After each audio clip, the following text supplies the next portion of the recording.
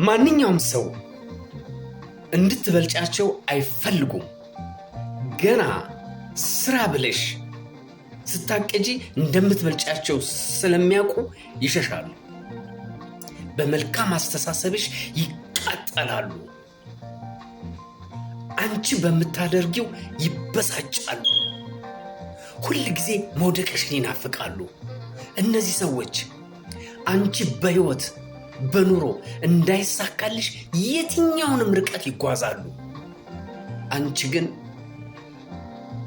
ምንም እንዳልተፈጠረ ትኩረትሽ ስራሽና ስራሽ ላይ ብቻ ነው። ተሳክቶልሽማ ሲያዩ አይናቸው ደም ይለብሳል፣ ፊታቸው ሳምባ ይመስላል፣ ይቃጠላሉ። ከጉዞሽ ግን እንዳትሰናከይ ወደፊት ገስግሺ። ሰላምሽ ይብዛልሽ።